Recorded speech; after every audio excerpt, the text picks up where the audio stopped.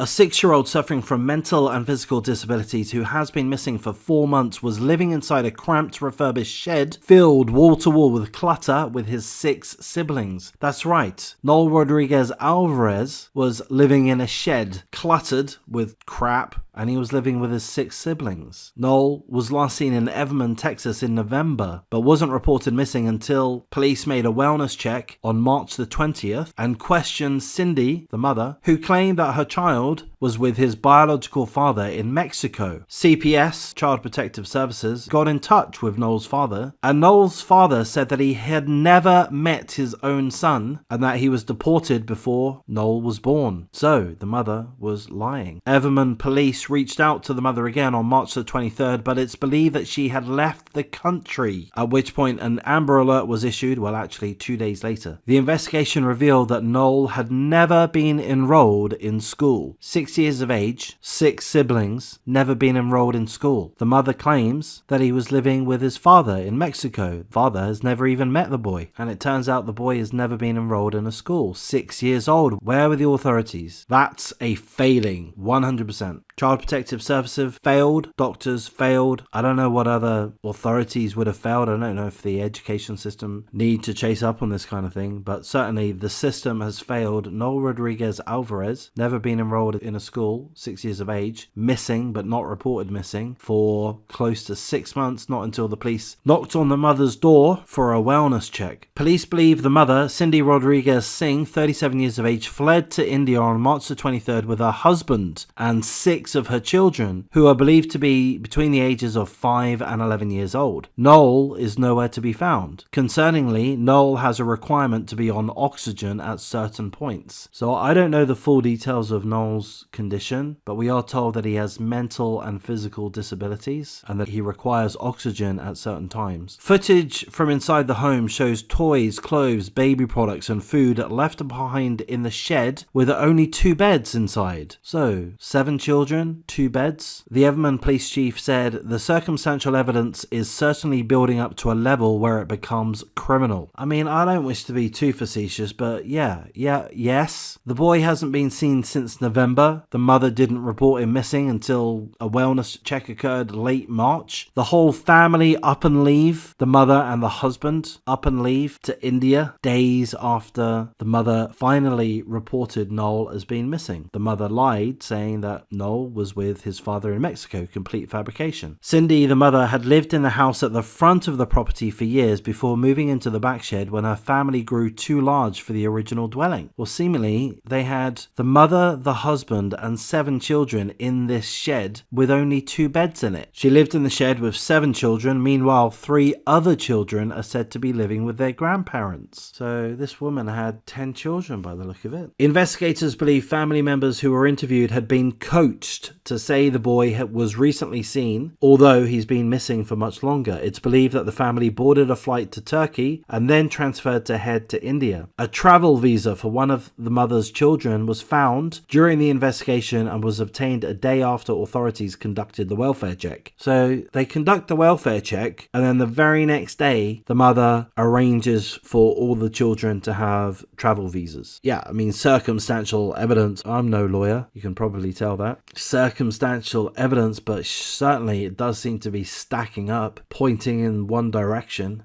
A cadaver dog was used to search the family's living space and yard to cover all of the bases. So I guess there's a blessing to be found there. They used a cadaver dog to try to find the body of Noel. They weren't able to. I guess that is a blessing, but my speculation of this situation, and it is of course merely speculation, is, I mean, it's very obvious.